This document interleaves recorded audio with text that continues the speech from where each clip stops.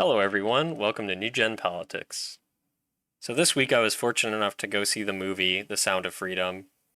And so I thought I would do a little review from my perspective, both of the movie itself and what I think the possible implications of this movie could be, because it's something people are really talking about. They're really energized about it in concept and what it's doing to start a national conversation about this very serious issue. So, first, just a little background.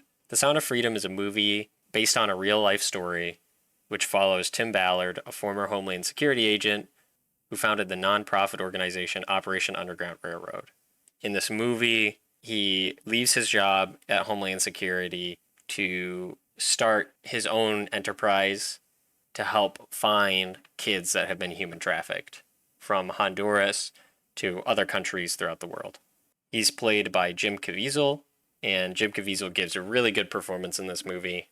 All the acting in this movie is very well done. There's a lot of emotional scenes, obviously, and I think it was handled very well with keeping it serious, but not too emotional. It doesn't beat you over the head with its message.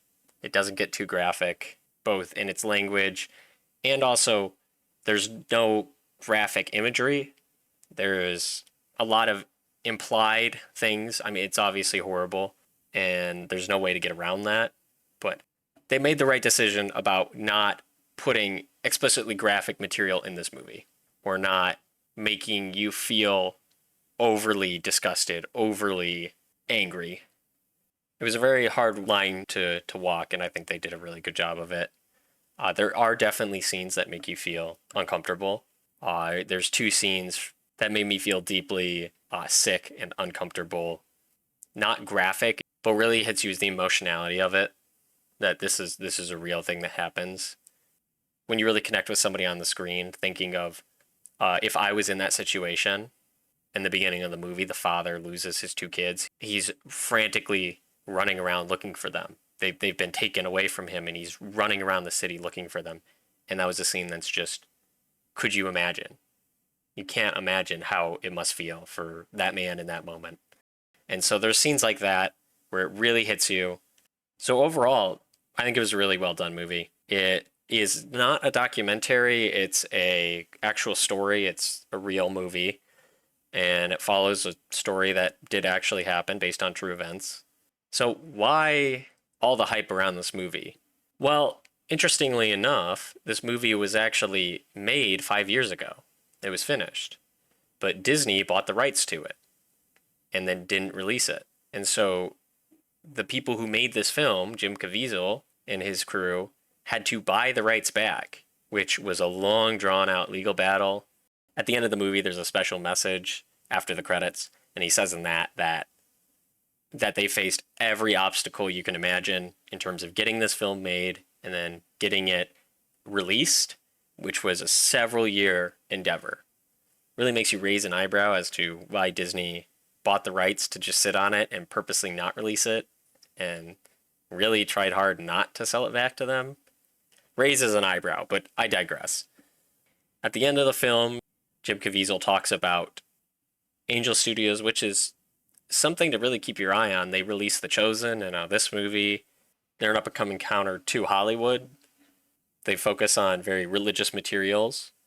This movie itself is religious. They don't stray away from that. There's two very religious lines in this film, which are, God's children are not for sale. When God tells you what to do, you cannot hesitate. and those are two very powerful lines, and they're very true. And I hope people listen to those and do realize that God is calling people to action to deal with this issue, because it's an issue most people either don't know about, or if they've heard about it, they don't like to think about it because it is a very upsetting thing to think about. According to the Fox News, the United States is ranked one of the worst countries in the world for human trafficking. According to a 2018 report released by the State Department, the top three nations of origin for victims of human trafficking in 2018 were Mexico, the Philippines, and the United States. It's estimated that 199,000 incidents of sexual exploitation of minors occurs within the US each year. So this is an issue that is not small, and it is close to home. In the movie, they focus a lot on what's happening overseas in third world countries, would expect there to be higher crime rates. And they do mention a couple times that this is a problem in the US. It's not something that happens on the other side of the world that we don't have to worry about. This is a problem that our country faces. So getting to the final part, let's talk about what the implications of this movie are.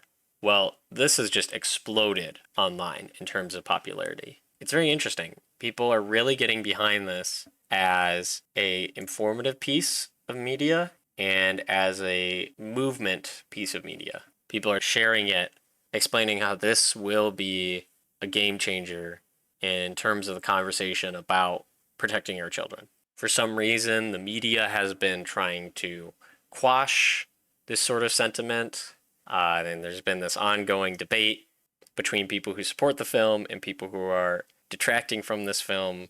All in all, I don't think it'll be the be-all, end-all.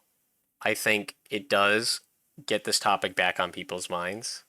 I think it is a piece in the puzzle about the larger concern of safety in this country, safety for adults and especially children. This is the first thing that's really kind of brought up this very serious topic to a very forefront focus in our country's dialogue. It'll last a while and it'll stick around in people's minds, at least in their recent memory, hopefully their long-term memory. So if you haven't seen the film, check it out. I recommend it. It's a good watch, and it's good to be informed about what's going on and why people are talking about this.